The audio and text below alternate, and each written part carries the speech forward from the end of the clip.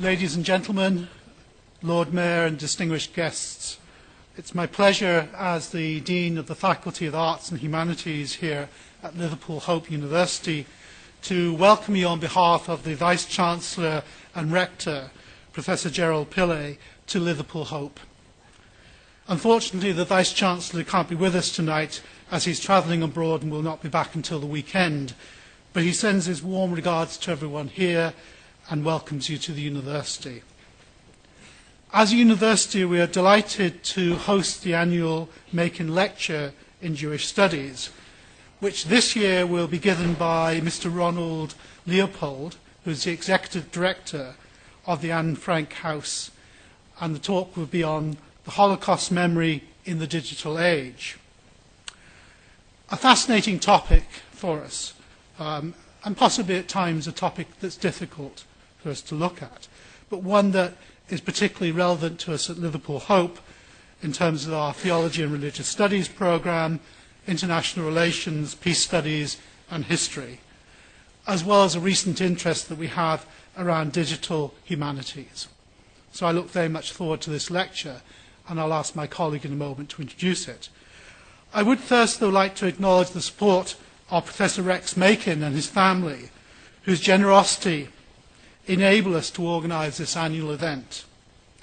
Professor Makin has been a strong supporter and friend of the university over a number of years, and we greatly value that support. So thank you, sir.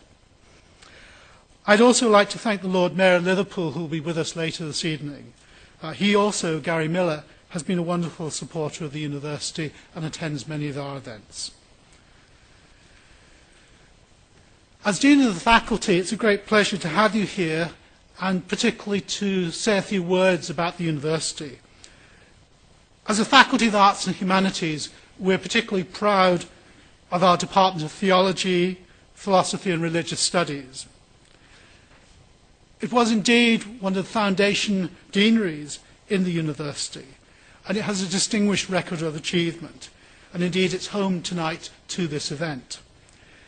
It's a department that's central to the mission of the university, and it is an outstanding academic department on research and teaching grounds. It's led by my colleague, the Reverend Dr. Peter McGrail, and it's also home to our MA programme in Jewish Studies, a programme that has been developed and led by Professor Bernard Jackson over the last few years. Professor Jackson, who is our Professor of Jewish Studies and Law, has made an outstanding contribution to the department. He's a colleague who I know personally and whose work I find very interesting, intriguing and exciting. And I'm delighted that he's been able to develop his programme here at Liverpool Hope. And I know that many of you in the audience will know him personally. And he's worked with us very closely, and I think with the Jewish community in Liverpool, to develop that programme. So I suspect that it will be of great value to us going forward in the future. I'd also like to thank him for his hard work tonight in making this event possible, for organising it. We've had an annual Makin Lecture, I think, for the fourth, maybe fifth year. Bernard's signalling 5, I think, at this stage. So it certainly worked very well for us. So I'm going to hand over at this stage to the Reverend Dr. Peter McGrail, head of our Department of Theology, Philosophy and Religious Studies, to introduce our speaker tonight. Thank you, Peter.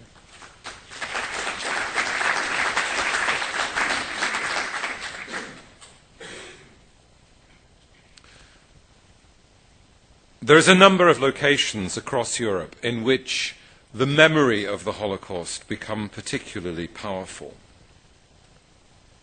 One might say almost present. The grim litany of their names is not for the rehearsing now. But there is one which, for me, as a child, growing up here in England, always held a particular resonance. Because, of course, it was associated with one who was herself youthful and growing, who passed on the memories of those years through the vivid writing of her own diary. The Amsterdam house in which Otto Frank constructed a secret annex is not merely a museum. It speaks, as does Anne, to people young and old, and in every sense of the world, is an educational resource for the whole of humanity. Not only framing Anne's own story and words, but also ensuring that the memory of her family's story and of the Holocaust speak clearly, powerfully to each succeeding generation. Now, brick, plaster, and the famous moving bookcase still bring that memory to life for the millions of visitors who have passed through the house since it first opened to the public in 1960. Memory, experience, story, and place, constant companions across human history, working together to ensure that with each succeeding generation, memory remains alive. But what, we might ask, does the internet age speak to memory?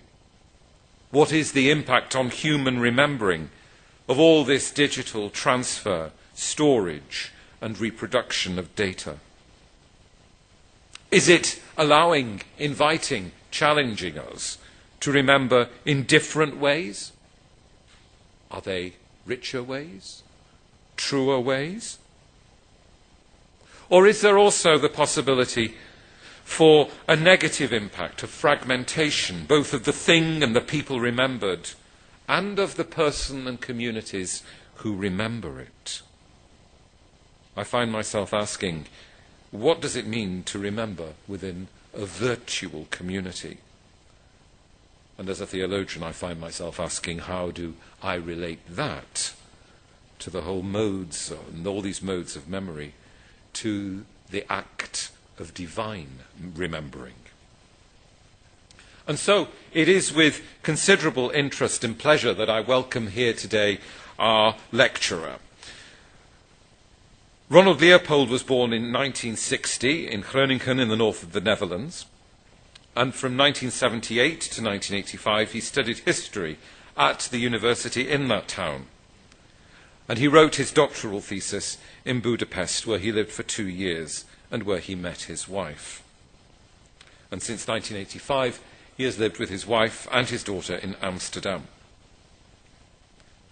Following the completion of his studies, Ronald Leopold has held a number of positions at the General Pension Fund for Public Employees, where, among other things, he was involved in the implementation of legislation affecting war victims. In 1990, he moved to the Pensions and Benefits Council, which he directed from 2006. And he has been the executive director of the Anne Frank House since the 1st of January 2011. His theme for this lecture, Holocaust Memory in the Digital Age, is timely and will no doubt be challenging. So welcome, sir, and thank you for coming to Liverpool this evening. And may I now invite you to come forward to deliver the 2014 Makin Lecture in Jewish Studies.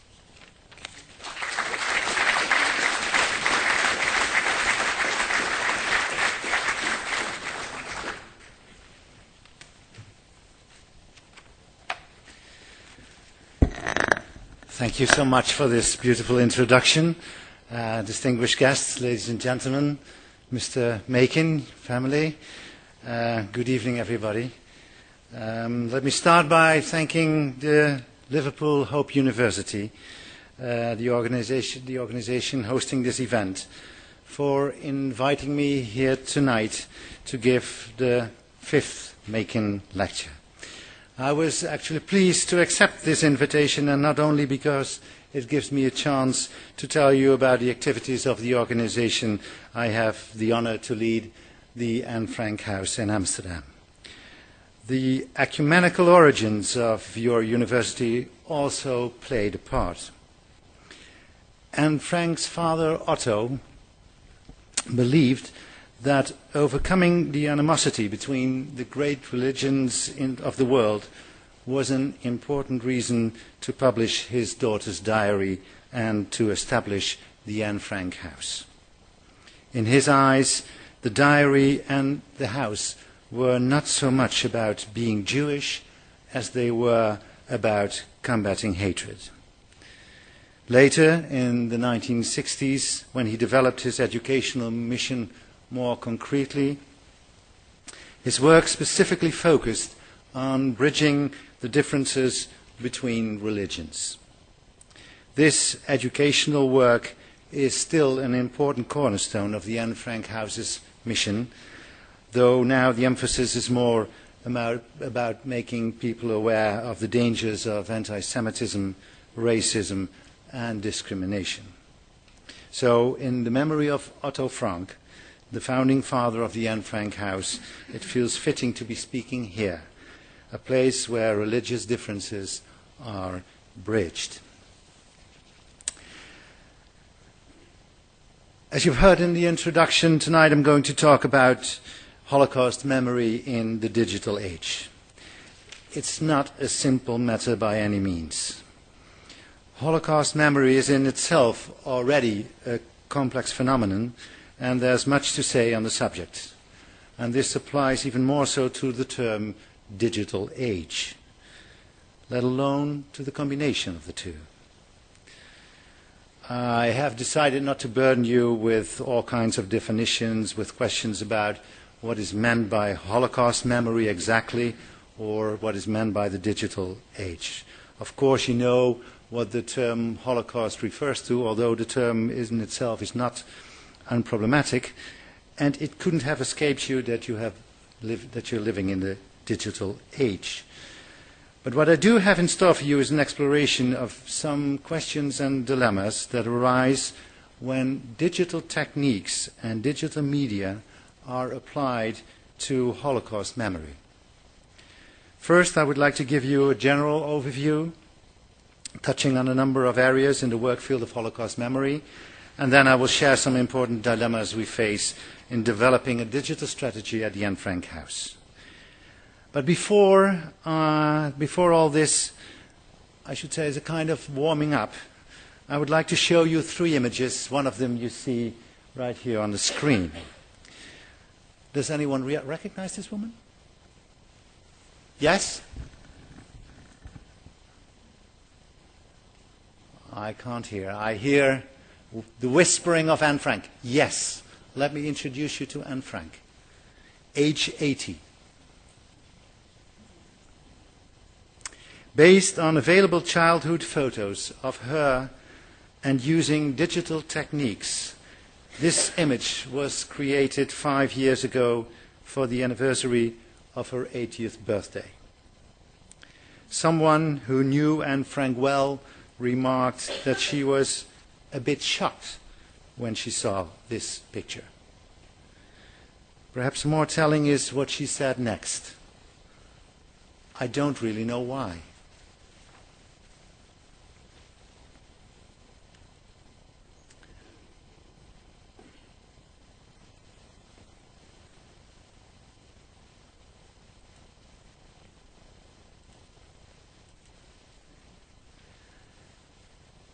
Maybe even more shocking is this image.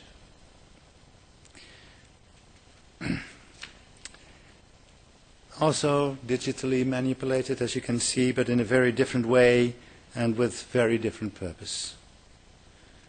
You may have recognized the keffiyeh, the Palestinian scarf around Anne Frank's neck. Anne Frank as the symbol of oppression, in this case of the Palestinians, and possibly with the implied message Israel is doing to the Palestinians what the Nazis did to the Jews. As you can see, the photo appears as the Twitter logo of the BDS movement in the Netherlands. And for those of you unfamiliar with the BDS movement, it's an organization that promotes boycotting Israel. Fortunately, we managed to have this image taken out of circulation.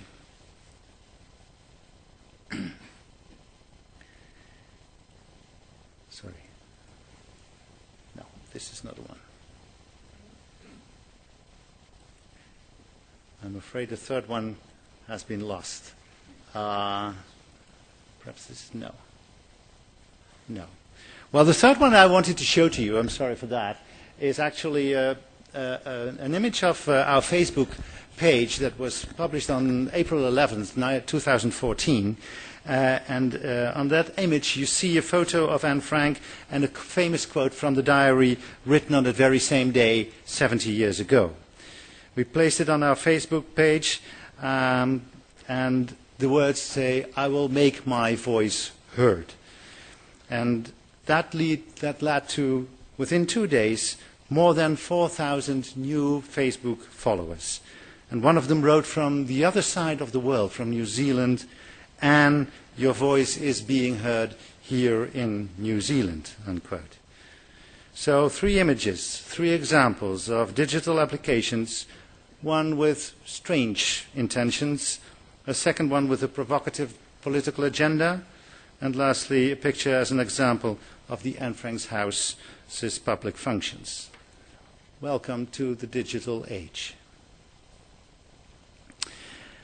As I mentioned at the beginning of my speech, it isn't my intent to arrive at a definition of the digital age that can be uniformly applied. My goal is to give you a better understanding of some of the issues. And to do this, I think it's necessary to mention 2 aspects that are, in my opinion, most important in the age of new media. First, there is the dramatic expansion of the information domain and public domain in relation to the private domain. 20 years ago, the world found its way to our living rooms primarily via what is by now referred to as old media, such as radio, television, and newspapers. These days, we are bombarded by a continuous stream of information, real-time, 24 hours a day, no matter where we are. The second aspect is the explosive increase of interactive communication. In the classic theory of communication functions set down by the Russian linguist Roman Jakobson in the first half of the 20th century, there was always a transmitter, a receiver, and a message. In the digital age, the transmitter and the receiver have become seemingly interchangeable. And there's no longer one cohesive message, but the message is subject to the dynamics of continuous change. So, what are the most important implications here for Holocaust history, for Holocaust memory? To answer this question, first I want to acquaint you with 3 functions: a knowledge function, a commemorative function, and an educational function. I'll begin with the knowledge function. For the conservation and management of all types of primary sources, digitization is now essential. This applies to paper documents as well as audio-visual sources. By now, there are large ongoing projects for digitizing archives relevant to Holocaust research. And I'm going to show you here the most important development in this field. It's been the establishment of the European Holocaust Research Infrastructure, abbreviated EHRI, E-H-R-I. This program was launched at the end of 2010 by the European Union. In the words of the organization, EHRI's main objective is to support the Holocaust research community by opening up a portal that will give online access to dispersed sources relating to the Holocaust, and by encouraging collaborative research through the development of tools. To achieve this by 2015, next year, 20 organizations, research institutions, libraries, archives, museums, memorial sites from 13 countries will work together in a kind of consortium.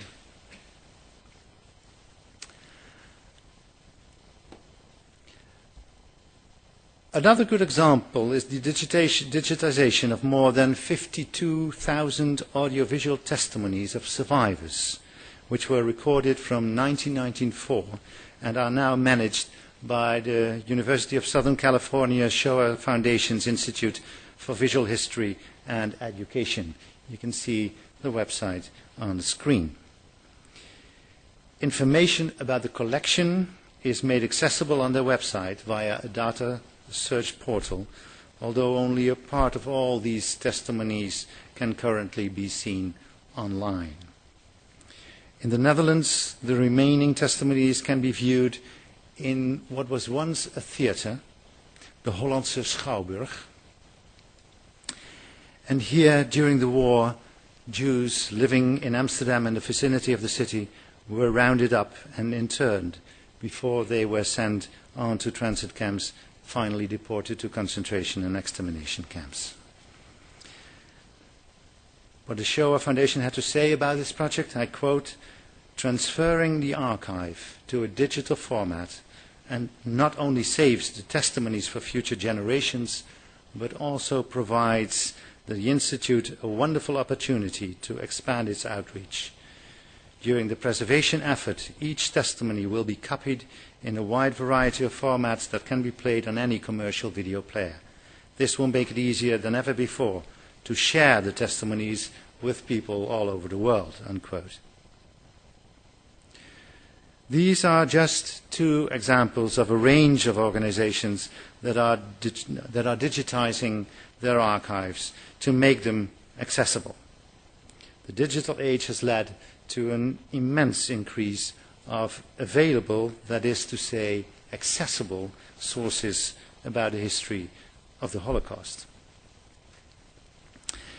The second aspect of this digital age, which is also partly related to the aforementioned availability of the sources, concerns the tremendous growth of opportunities for exchanging information. Scientists and researchers can instantly share and discuss the results of their work. No doubt a crying shame for people who prefer to work abroad, attending conferences and seminars in beautiful, expensive hotels. But to me, it seems that scholarly work has benefited tremendously from this. Our understanding of the Holocaust will broaden and deepen when researchers, no matter where they are in the world, are able to share each other's ideas faster and on a much bigger scale. That scale actually need not to be limited to academic environments. Naturally, the option of only communicating through close communities with fellow researchers remains. But truly, the beauty of the Internet is that it eliminates the customary dividing lines. This provides, for example, opportunities for amateur researchers who are numerous in the Holocaust field. They can now benefit more quickly and easily from the advances of knowledge in academic circles, but the other way around is equally important. Professional historians and other researchers can benefit from the work of all those thousands of amateurs. This latter group often comes up with surprising insights from the fringes of historiography. Their work is a valuable addition to the bigger picture drawn by professional historians. Amateur historiography in the Netherlands is flourishing. So-called historical societies are invariably the largest associations in villages and towns all over the country. Memberships of 500 to 800 people are more the rule than the exception, even in relatively small communities. History is very much alive, and that certainly applies to the history of the Second World War and the Holocaust. Something reminiscent of that dark period of history happened on each and every street corner in the Netherlands, and that has captured the attention of local amateur historians. They fill in the big picture of the war with small stories about what took place in their immediate surroundings, and they are able to share this with others via the Internet. The last point I want to make regarding the effects of the digital age on the knowledge function is about the elimination of information monopolies. Even if some political leaders do their utmost to ban social media and sometimes even the entire Internet, because undesirable information is circulated, it's clear that this is a lost cause. It's simply very difficult nowadays to control the dissemination of information and knowledge. The digital age has made way for information presented from different perspectives and positions, and it therefore encourages independence and objectivity. Discourses between scholars and other interested parties are not steered or restricted by any authority. In principle, everybody can get access to all the information contributed by others form his or her own opinion. I think this is an extremely important and positive feature associated with the arrival of that digital age.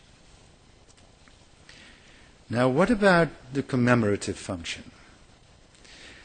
Let's look at this based on two examples. One being the digital monument to the Jewish community in the Netherlands, and the other one, Facebook memorial pages.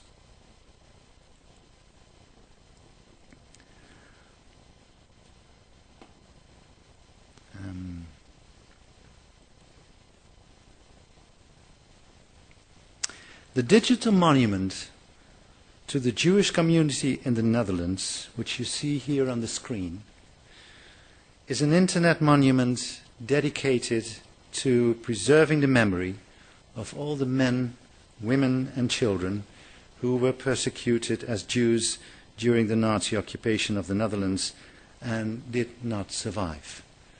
104,000 out of a community of 140,000. It is overseen by the Jewish Historical Museum in Amsterdam. Every person in the monument has a separate page commemorating his or her life. If the information was available, the page also contains a reconstruction of his or her family relationships. Basic aim is to portray the circumstances of each individual life, and what then emerges is a still frame of the household in 1941 or 1942.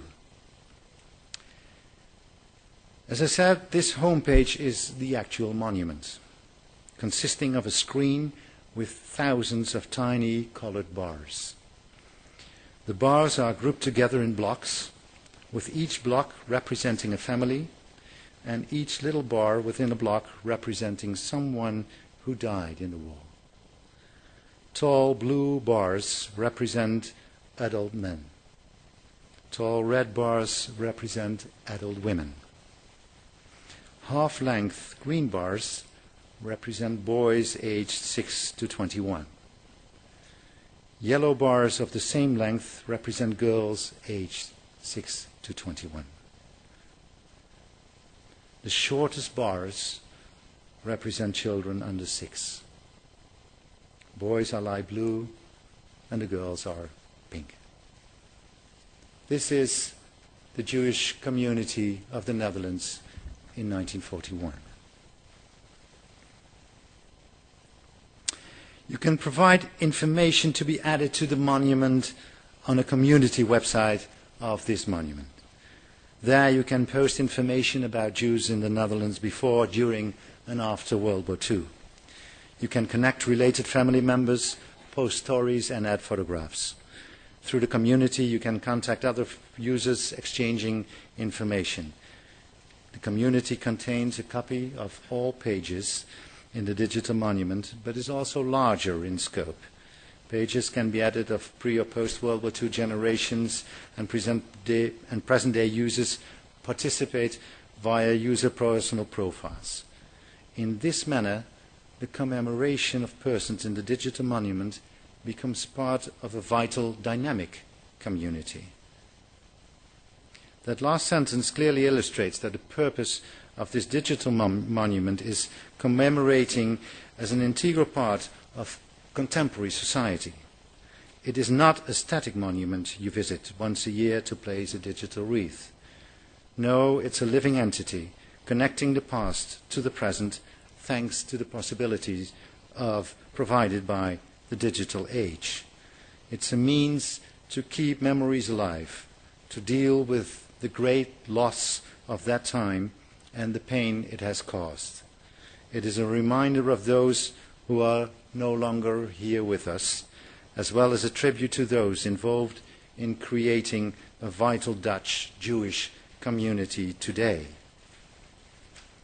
Those who prove simply by being here that the extermination of European Jewry was catastrophic, but ultimately did not succeed. In the Netherlands, the community also plays an important role on National Remembrance Day, each year on the 4th of May, related to a project called Open Jewish Houses. This project involves small-scale gatherings for the purpose of remembering and commemorating, and this takes place in houses where Jews once lived. All the get-togethers begin by mentioning the names of the people who live there and who will be commemorated. That is followed by someone giving a 50 to 20-minute talk about their lives and explanation of their motivation for telling the story.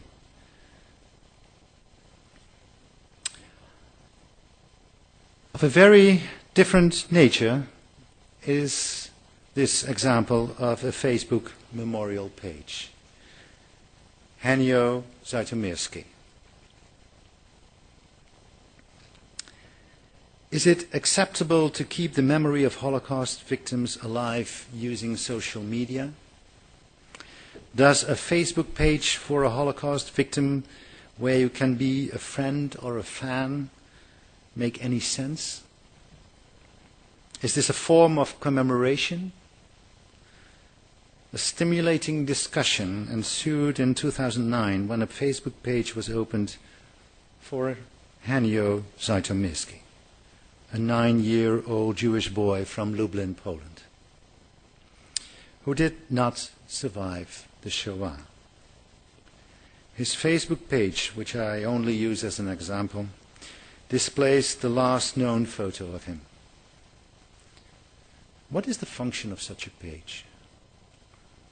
A relative of Henio's, who's involved in creating this memorial site, said the following about this. Henio was an eyewitness and a victim to the Nazis' actions. Because he was murdered, he could never provide his testimony. We try to guess what might have been his testimony. Unquote.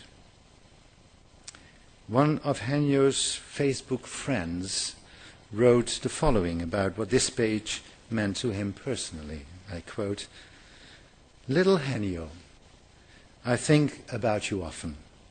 I consider your presence on Facebook a great opportunity to reflect, more real than many friendships granted to real people.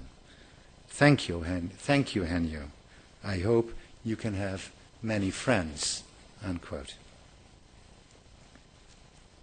Actually, it isn't hard to imagine that such a message from a friend could have been a note like the ones frequently left at actual monuments. It's a personal way to connect with the person who is being commemorated, as well as the history that person was part of. And in this regard, actually, there isn't much new under the sun. And yet, somehow, it feels different.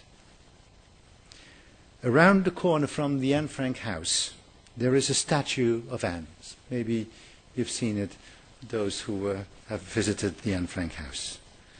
People used to leave flowers, cuddly toys, notes, and other individual expressions of emotional involvement with her and her fate on this very spot. These are tangible expressions of people needing to make contact with her, even if she's no longer here with us, to say something to her, to give her small gifts. But of course, that statue is a piece of art. It's not Anne Frank in person. Once Anne might have actually stood there, on that corner, next to the church, but at the same time, the statue makes you realize this is no longer possible. She's gone. That's the difference, perhaps, with the Facebook page, where virtual reality is regarded in many respects as one and the same with tangible reality. Anne or Hanyo on Facebook are just as real or unreal as you and I would be on Facebook. It certainly applies in the case of Hanyo, where a feeling is created that he is actually talking to you or writing something to you when he tells you his story. You can even become his friend or follower. You can build a relationship with him.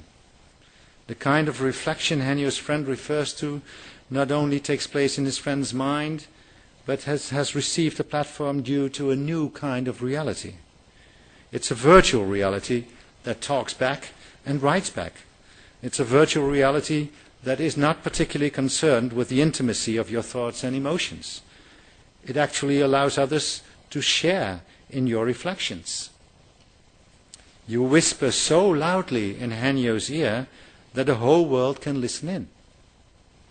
Nobody of sound mind would open and read notes left at monuments by others, but on Facebook, everything is out in the open.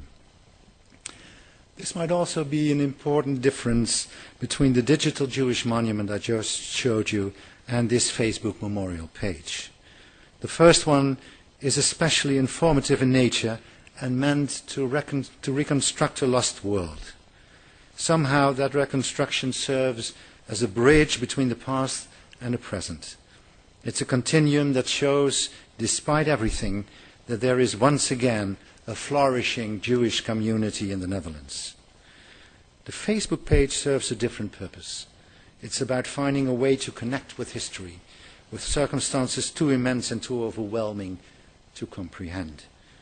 This happens on a much more emotional level. It invites you to express and share your feelings.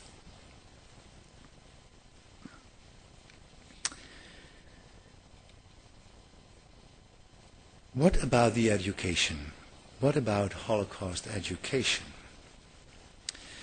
I think a moment of elation is in order here. The digital age has enriched Holocaust education immensely. Even if we only look at the development of teaching materials and teaching aids to begin with, such unprecedented opportunities have come about for creating educational products and programs. The possibilities that exist for integrating all sorts of different media are really mind-boggling. There's film, photos, audios, text, graphic, digital applications, and the list goes on and on. And how much richer is a digital lesson than the classic lessons many of us still remember from school? I also think that a big achievement is the greater flexibility that digital lessons offer compared with traditional lessons. It's no longer a one-size-fits-all, but teachers can use various components of digital teaching materials and easily customize course materials for their specific needs. This is changing the profession of developing educational materials as we speak, where the emphasis used to be focused on content, the information you need to convey. In the digital age, it's especially about the way knowledge can be transmitted using different media. Consequently, developing educational materials not only requires a great familiarity with that content, but also a greater familiarity with the communication aspects of a given medium. Of course, the flexibility that I just mentioned holds great benefits for keeping teaching materials up to date. While in the past you had to wait for yet another revised edition of a textbook, now updates can be quickly and efficiently realized, and any errors can easily be corrected. But I think the biggest revolution in the field of education because of the digital age is undoubtedly, and maybe this is bad news for you, the far-reaching changes that have occurred in the distribution of educational materials. It is no longer necessary to distribute teaching materials via publishers, distributors, and educational authorities. Teachers can simply go to the websites, for example, of the Anne Frank House, Yad Vashem, or the United States Holocaust Memorial Museum, their website you see behind me on the screen. to find materials they would like to use in their lessons, even that very same day if necessary. This kind of distribution surpasses all traditional distribution channels and has the advantage that the user, in this case the teacher, can also directly provide his or her feedback about how using the materials. There is a direct relationship between people who develop the materials and the people who use them. It goes without saying that such a relationship only improves the quality of educational materials. Just as great an advantage of educational materials being so easily available is the fact that they are also available in countries or regions where Holocaust education does not or is not allowed to take place. In many Arabic countries, Holocaust education is still seen as Zionist propaganda. Even the diary of Anne Frank is forbidden in many of these countries for that very same reason. That ban has been maintained by simply prohibiting the sale of the book, which is translated into Arabic and Farsi. But both translations can be accessed via the website of the Paris-based Projet Aladdin, which strives to build bridges of knowledge between Jews and Muslims. So in principle, the diary can now be read by inhabitants of the countries concerned. At the Projet Aladdin, they track the number of downloaded books, and there have been several tens of thousands of downloads of the diary of Anne Frank in Arabic. Also, the Farsi translation has been downloaded a few thousand times. Encouraging numbers, I think. And it is therefore not surprising that dictatorial regimes see the digital age as their greatest threat and enemy. So when we look at the impact of the digital age on the different functions defined under the umbrella of Holocaust memory, we really should count our many blessings. But there are some risks, and I want to mention a few. Let me start where I just left off, and that is by information on the internet that is not sanctioned. The disadvantage of breaking down information monopolies is that anything goes on the internet. In principle, everybody can put whatever they want on the internet without having to make clear how reliable the content is. Not that traditional media always excel in reliable or objective reporting, but for instance, the information from newspapers, television or radio is still subject to some kind of editorial supervision. There are rules not only within different media organizations but also within the profession itself. And beside this, there are also organizations that look after the enforcement of these rules. On the internet, this is all water under the bridge. Whoever types a term into a search engine like Google gets a massive amount of results with only a kind of quantitative ranking of sites.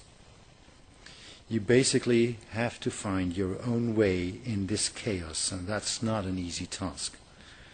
The major risk of this uncontrolled supply of sources is that information and disinformation tend to be treated equally. Or there's even a worst case scenario when information that has been consciously manipulated is treated equally. In a kind of a postmodern perspective, everything seems to have the same weight. In this sea of information, it's only critical, well-trained readers who are able to judge all these diverse sources. The word manipulation brings us to the second risk, namely the ease with which all kinds of information on the internet can be manipulated. This can, for example, be achieved by using interactive applications, meaning applications that allow you and I to, as users, to add content. An example of manipulation is the image I showed you at the beginning of my speech, Anne Frank with a keffiyeh draped around the neck. The Internet offers an almost unlimited possibilities to provide uncontrolled content of any nature. And in this context, it is not unthinkable that digital monuments like the ones I just showed you could be set up for World War II perpetrators. If there are digital monuments for victims of the Holocaust, what is to stop people from doing exactly the same thing for the perpetrator? The difference when compared with physical monuments is that digital monuments are beyond any control and in a certain way create their own public space. Just like the Facebook page that was set up for Henio Zitomerski, it is easily possible to set up a page like this, for example, for members of the SS who have perished. And you and I all know that there are many people out there who would like to do this, and maybe some who already have.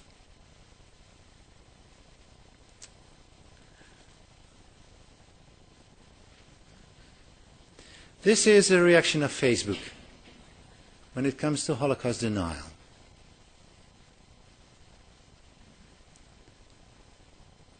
It's a matter of freedom of speech, basically.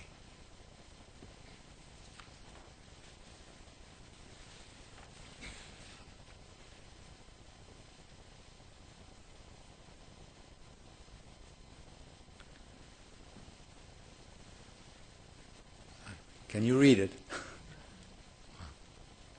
Well, the message was, I think, clear from the title of the article. They simply reacted to protests that this is the freedom of Facebook, and which is basically the freedom of Internet.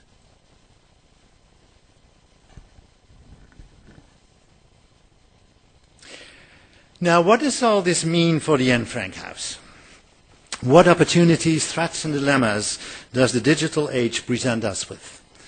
Nowadays, we ask ourselves this question almost on a daily basis. For an understanding of our position in the discussion, first, our mission statement. The Anne Frank House is an independent organization entrusted with the care of the secret annex, the place where Anne Frank went into hiding during World War II and where she wrote her diary. It brings her life story to the attention of people all over the world to encourage them to reflect on the dangers of anti-Semitism, racism and discrimination and the importance of freedom, equal rights and democracy. Inside our organization, carrying out this mission has been divided into two central tasks: public information and education. Public information encompasses everything we do related to presenting Anne Frank's life story and her work. Under education, we mean all our activities aimed at raising awareness and changing behavior related to the issues mentioned in the mission statement.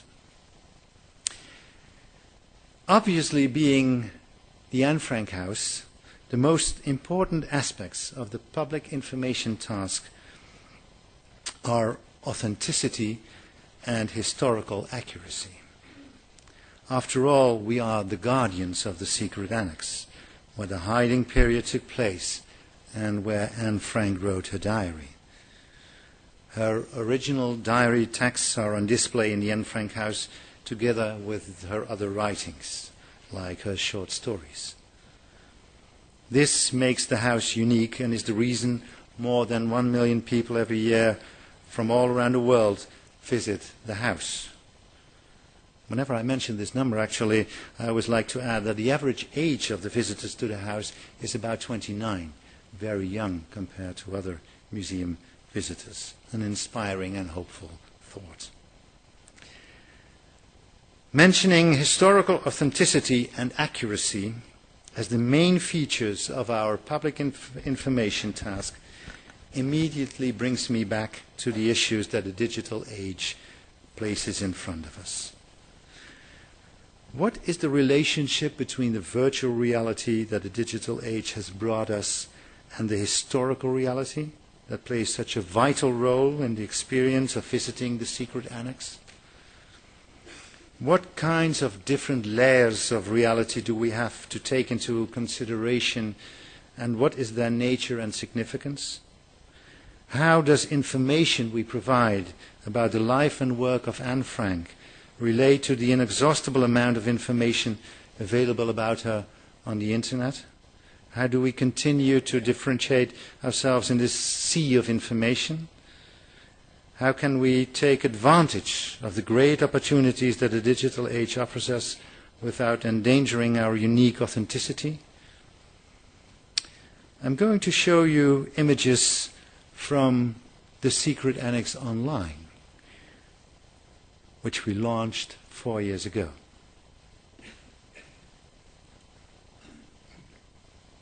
You probably recognize the bookcase covering the entrance to the hiding place in the secret annex. Let's enter the hiding place.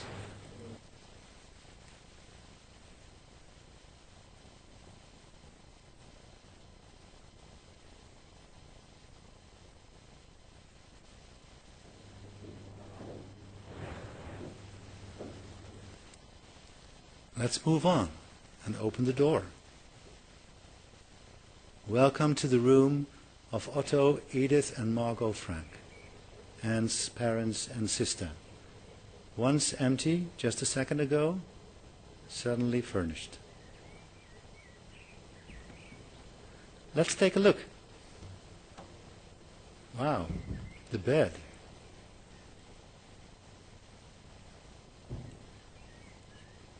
I have to do it with my right hand because otherwise we will keep staring at the floor. So what do we see here?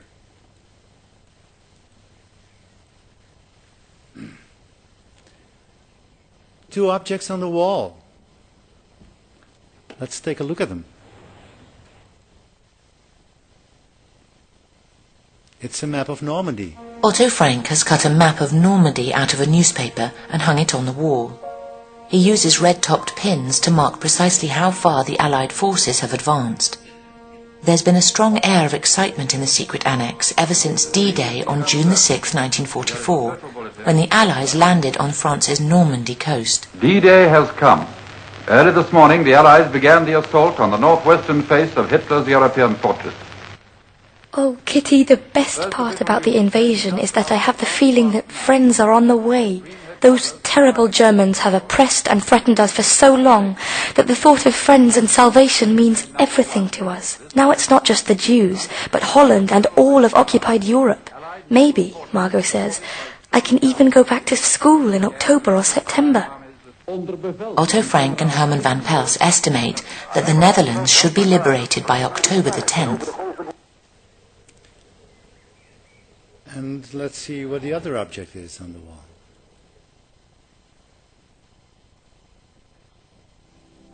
Otto and Edith Frank use the wall of their room to keep track of exactly how much their daughters are growing. On September the 18th, 1942, Otto draws the first little lines above their heads. Anne is 13 years old and 1 meter 55 tall. Margot is 16 and 1 meter 64 tall. The family has been hiding in the secret annex for a few months now, and they're preparing themselves for a long stay here. On June the 12th, 1943, Anne celebrates her first birthday in hiding. She's 14 and has grown fast. Her father gives her a poem in which the last lines read, "Yes, if you grow 10 centimeters more, you can't wear what you wore before." More than Just one more room, because that's Anne's room.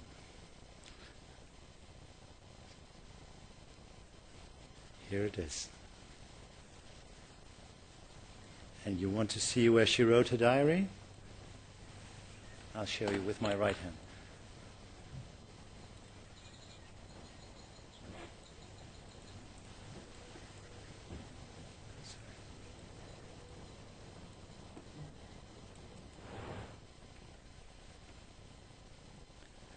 Here it is, the table where she wrote. On June the 12th, 1942, her 13th birthday, Anne's parents give her a diary as a gift. At first, she finds it a little odd to be writing in a diary. She can't imagine that she, or anyone else, would ever be interested in the outpourings of a 13-year-old girl. But actually, that's beside the point. She wants to write and get things off her chest. After a few months, Anne names her diary Kitty and explains why. She feels that she lacks a real friend.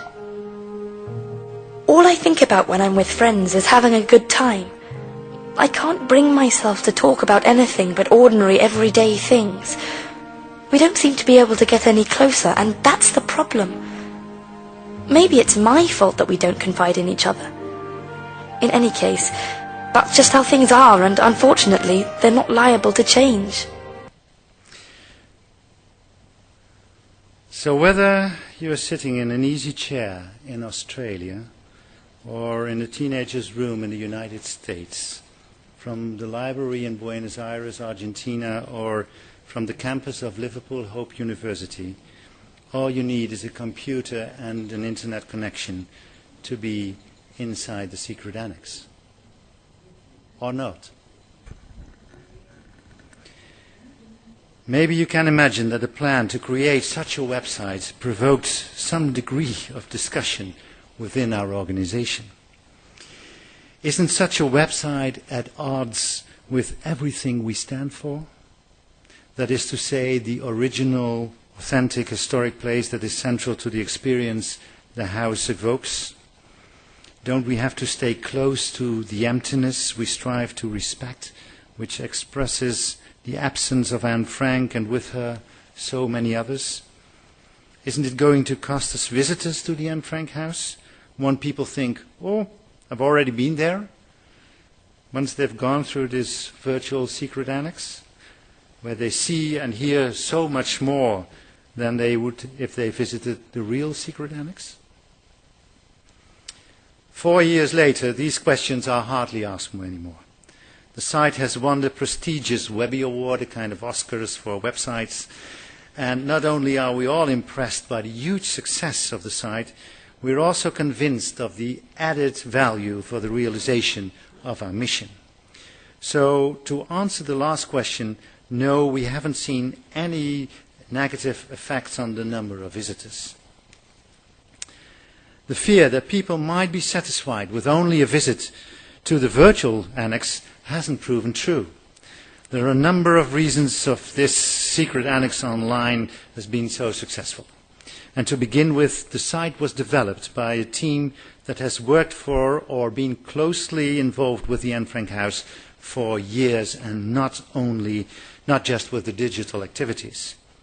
Not only was the site created based on a tremendous grasp of the subject, but I think much more important, with an immense sensitivity for this unique history and with a finely tuned antenna for the pitfalls, which are always many in the presentation of Anne Frank's life story.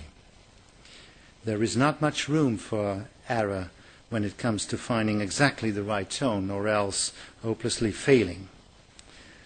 The second reason for the success of the site is, I think, that it gives visitors the opportunity to envision what life was like during the hiding period. While during an actual visit, they are confronted by the contrast, the oppressive emptiness of the secret annex. But quite often visitors also want to be able to imagine what it must have been like to be cooped up for 25 months in such a small space, often in the dark. They want to be able to picture the people in hiding sitting around the table in what served as the living room, to picture the cramped quarters of the tiny room where Anne's parents and sister Margaret slept, and of course to imagine Anne writing in her diary at the desk in the small room she shared with a man older than her father. As a visitor once remarked, I would like to hear her whispering. Well, it isn't possible to hear Anne whispering, but the site provides the opportunity to go back in time, to wander through the hiding place as it once was, and to relate to the history of what took place there on a very different level. I think the third success factor has to do with the deeper understanding the site offers about the history of the hiding period, the context and its background. Clicking on certain objects, as I just did, opens windows where further information is provided using a variety of media. And thanks to the use of this different media, the information is not just more stimulating and conveyed more easily, but also the short films of people who were directly involved, such as Otto Frank or the helpers, underline the fact that these events of history really did take place.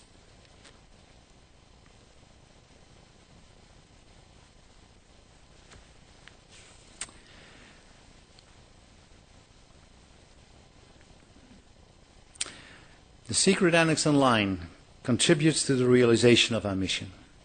In an innovative way, using a variety of different media, it conveys the story of the hiding period to both visitors to the Secret Annex as well as those unable to visit. The site proves that it's possible through the use of new media to present sensitive issues responsibly and above all with integrity, without compromising the authenticity and historical accuracy of that story. So let's go on and show you a second example of a site that we developed related to our mission of telling Anne Frank's life story. Here you see Anne Frank's Amsterdam, a site that was created 3 years ago as a farewell gift to my predecessor, Hans Westra. He summed up the reason for this site as follows, and I quote Mr. Westra: "Many Amsterdammers are unaware of the Jewish history of the city and the terrible persecution that took place here. The average young person in Amsterdam hardly knows anything about it. This idea is difficult to bear, and something should be done." The idea behind the site was to make the history of the persecution of the Jews in Amsterdam related to the story of Anne Frank accessible to a wide audience through a tour of places in the city that are reminiscent of that history. In these places you can access more information about the history of the location concerned, and much like the Secret Annex Online, that history is presented using multimedia. It relies on the content of the website, but we have also developed an app related to this website, which is basically relying on the content of the website, but unusual in that you can only view the information on your smartphone if you're physically at that very spot. 30 places in Amsterdam were selected where you can retrieve information with your smartphone. For instance, if you want to know more about where Anne Frank lived before she went into hiding, then you first have to go to the building on Merwede Square, it's still there, and within a limited radius you can access the information. So while strolling or biking through Anne's Amsterdam, you can get all kinds of background information about her personal history, as well as the bigger history that she was part of. What you see behind me is a very unique feature, the so-called old new pictures. These are old photos of Anne Frank or photos related to the persecution of Jews, which are superimposed against the current cityscape of Amsterdam. The idea behind these pictures has everything to do with the intent of the website. Young people living in Amsterdam are familiar with the city as it is today, but actually have little notion of what happened there not so very long ago. These photos are a shocking confrontation with the city as it looks now in comparison to its wartime history. Users connect the reality of the past with the reality of today.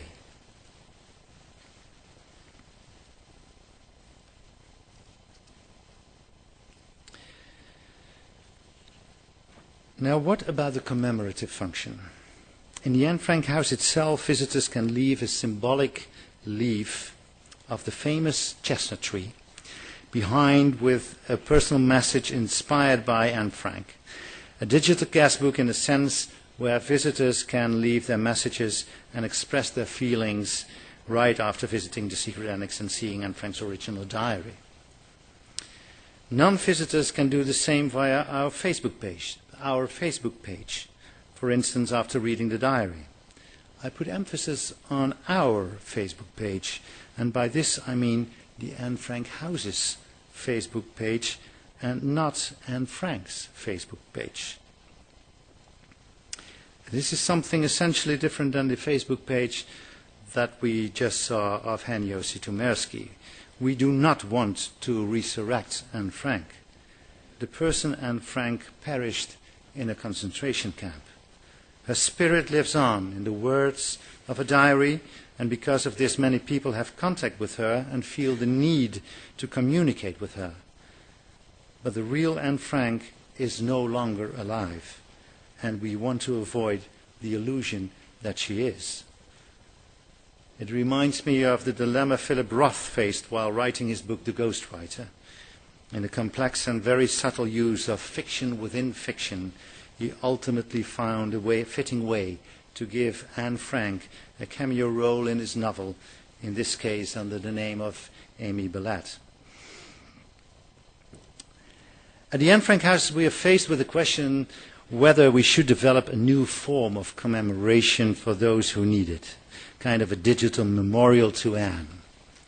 In a manner of speaking, a place where you can leave a digital stone, as is the custom in Jewish tradition. We haven't reached a decision yet, but I have to admit I have strong reservations. The reason being that the house is not just a memorial site, even though I realize it sometimes fulfills this purpose.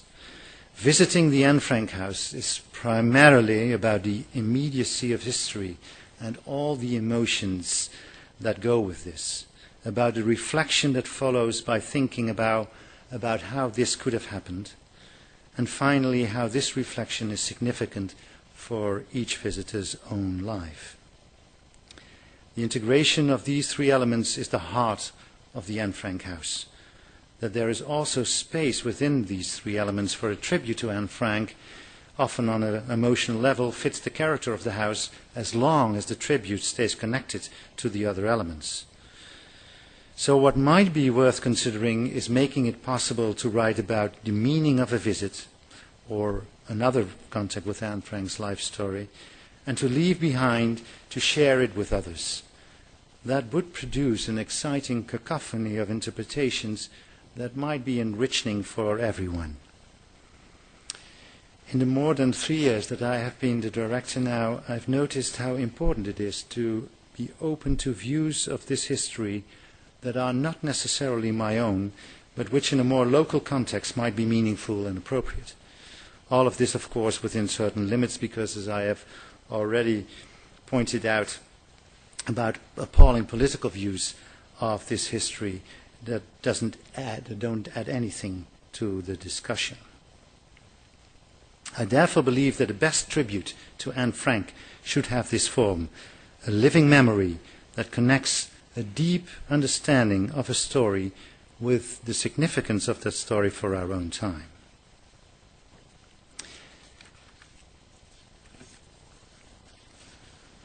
The educational mission of the Anne Frank House. What I have said in general about that also applies to the educational work we do at the Anne Frank House. In the digital age, we have much more flexibility when developing teaching materials and educational programs, and we are less dependent on traditional distribution channels. And this allows us to reach educational domains more quickly and efficiently, and to offer teachers the possibility of creating their own lessons plans by drawing from the materials we offer.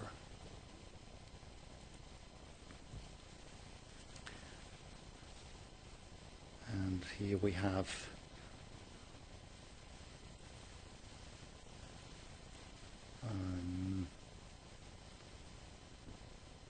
I think they were, sorry for that, this is the Facebook page and this should be the education page. The digital age is also very difficult for directors, actually.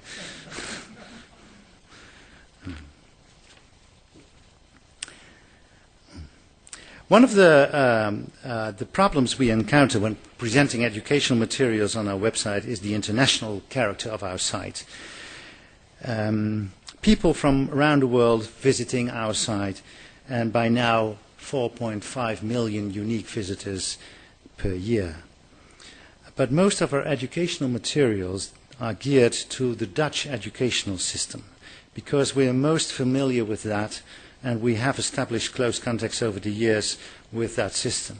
In the pre-digital age, we developed our information expertise and networks with primarily Dutch focus, and that is largely still the case. But the Internet does not respect national borders. The question is how best to profile ourselves internationally as an educational organization, since our educational task is also happening in the digital world. It's quite clear that there are major limitations to developing educational materials for other countries simply because we're not familiar with them. Therefore, we have to develop what we offer educationally on another level or in close cooperation with partners in other countries. A good example of that latter is a web tool for combating anti-Semitism and other forms of prejudice and discrimination, which is being developed under our leadership with partners in 7 other European countries with the support of the OSCE. This web tool will include both generic and country-specific elements within the same framework, and its implementation will be supervised by the countries themselves.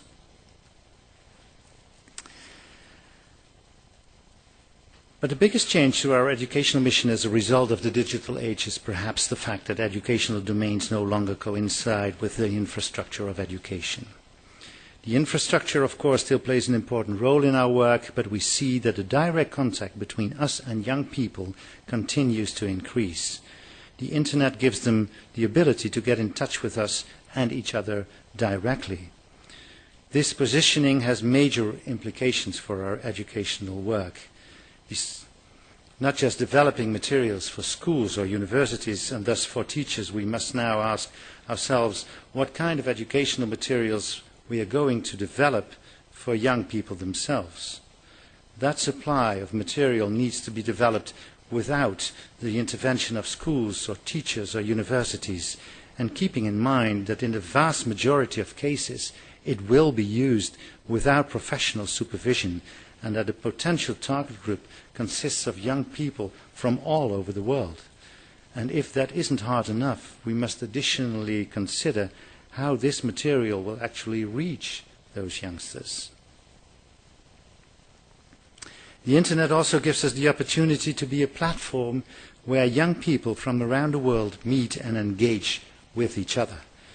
And this is a role actually that was given to the Anne Frank House in the early 1960s by Otto Frank as one of its tasks, bringing together young people from around the world, as he then saw it, to overcome hatred.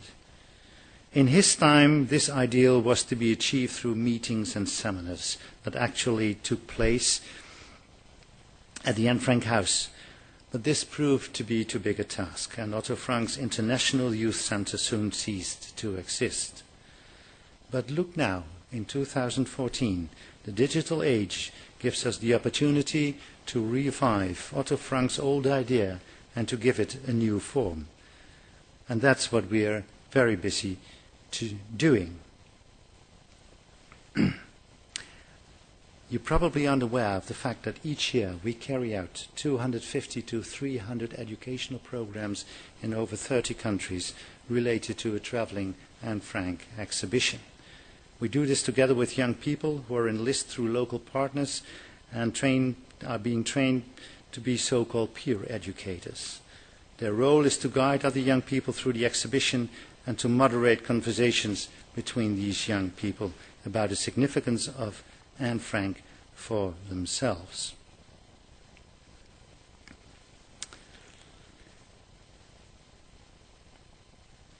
Ladies and gentlemen, I've presented some aspects of Holocaust memory in the digital age, both in general terms as well as aspects that are important to the Anne Frank House. To end, 5 conclusions, some of which I see more as questions than as answers, more as dilemmas than solutions. 1. The digital age is nothing less than a paradigm shift for Holocaust memory. All the functions of Holocaust memory will effectively be touched to the core. It's not about the application of a new medium for presenting existing content. It's about a fundamental change in the way we make connections with this history.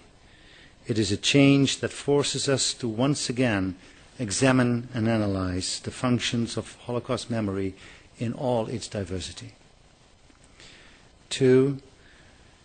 New opportunities go hand in hand with new threats. Finding an optimal balance where opportunities are taken advantage of and risks are eliminated requires a very thorough knowledge of and a high degree of sensitivity to Holocaust memory, which remains the primary focus. Pitfalls won't always be avoidable, but marketing teams or PR agencies that develop appealing concepts in no time at all are a recipe for disaster. It is 3, necessary to have a coherence in communication related to all the functions of Holocaust memory, to have a discerning, identifiable profile and a powerful mission in order to make a digital strategy an integral part of an organization's total strategy. With this, you also have to consider the core tasks and the target groups of your organization. The presentation of Anne Frank's life story to a broad international audience requires a fundamentally different approach than education materials for young people aimed at reducing prejudice and discrimination. And we need to be especially careful at a point where these two worlds meet. 4. The spectacular freedom and openness of the Internet, particularly the almost complete absence of rules or an effective enforcer of any rules, requires us to think about new and existing ethical issues in different and resourceful ways. Does the Facebook site of Holocaust deniers fall under the freedom of speech? And if that is not the case, who ensures that such a site will be removed from the Internet? Will it be Facebook? Will it be the police? Will it be the Prime Minister of Turkey? Which universal ethical principles govern this virtual world? And are we capable of upholding them? And finally, 5, Holocaust memory will no longer be the exclusive property of organizations established with this specific aim in mind. In the digital world, it will gradually become a part of the public domain. Therefore, Holocaust institutions will have a new role to play in the communication of that memory. They will be less the transmitter of memory and its significance, and more the place where people go to express their own form of remembrance and the significance this remembrance holds for them. Ladies and gentlemen, I hope I have succeeded in showing you that the digital age offers us unprecedented opportunities to strengthen the memory of the Holocaust in all its many aspects, and to pass this on to new generations. Of course, at the Anne Frank House, this is about remembering Anne Frank and the significance this remembrance holds for the world today. At the same time, we have to be conscious of the risk that come with this mission. The renowned South African writer and Nobel Prize winner J.M. Coetzee, in his The Problem of Evil, which he himself terms as a lesson, posed an important ethical question related to the culture of remembering and commemorating. The starting point for that lesson is a very detailed description in a prison basement of the gruesome execution of members of the von Stauffenberg group who, on the 20th of July 1944, carried out a failed assassination attempt on Hitler. Should a writer even cover events such as this? Doesn't this poison the human spirit, both that of the author and his readers? Could say, let his main character respond. I believe we should not follow. I believe that bars should be erected over the cellar mouth with a bronze memorial plaque saying, here died, followed by a list of the dead, and that should be that, unquote. There's also an overkill of poison to the spirit in the bowels of the internet. Let's hope we are also capable of barring the entrance to that cellar so we can focus on all the blessings of the digital age. Thank you.